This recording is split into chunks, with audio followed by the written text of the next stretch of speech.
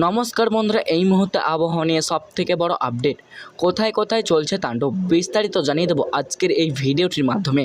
ভিডিওটি সম্পূর্ণ দেখবেন, ভালো লাগলে লাইক করবেন, চ্যানেলে নতুন হয়ে থাকলে চ্যানেলটিকেও সাবস্ক্রাইব করে আমাদের সাথে থাকবেন।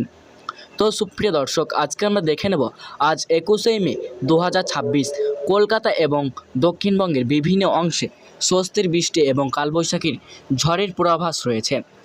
দিনের বেলা তীব্র গরম ও আর্দ্রতাজনিত অস্বস্তি থাকলেও বিকেল বা সন্ধ্যার পর থেকে বজ্রবিদ্যুৎ সহ ঝড় বৃষ্টি হতে পারে। কলকাতার আকাশ মূলত আংশিক মেঘলা থাকতে পারে এবং কিছু অংশে হালকা থেকে মাঝারি বৃষ্টি এবং 30 থেকে 40 কিলোমিটার গতিবেগে ঝড়ো হাওয়া বয়ে যেতে পারে।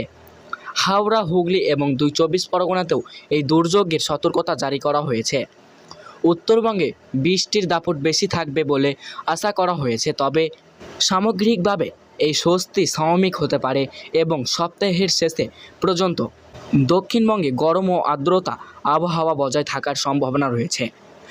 মোহনগড়ে সকাল থেকে চড়া রোদ থাকলেও বিকেল গড়াতে আকাশের পরিবর্তন দেখা যাচ্ছে। ইতিমধ্যে কিছু অংশে মেঘের ঘনঘটা ও ঝিরঝিরে বৃষ্টি শুরু হয়েছে।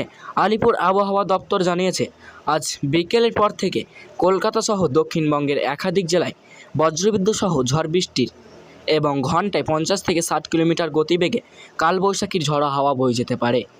এই দুর্যোগপূর্ণ আবহাওয়ার জন্য হলুদ সতর্কতা জারি করা হয়েছে। আগামী 2 দিন রাজ্য জুড়ে ঝড় বৃষ্টি হতে পারে বলে জানানো হয়েছে।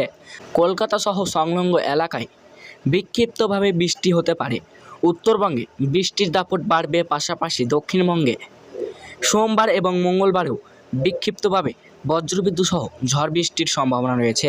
তো সুপ্রিয় দর্শক, আজকে ছিল এতটুকুই আবহাওয়ার লেটেস্ট আপডেট। ভালো লাগলে লাইক করবেন, চ্যানেলে নতুন হয়ে থাকলে চ্যানেলটিকেও সাবস্ক্রাইব করে আমাদের সাথে থাকবেন। আর এই ধরনের লেটেস্ট আপডেট খবর পাওয়ার জন্য স্কাই রিপোর্ট চ্যানেলটিকে নজর রাখবেন।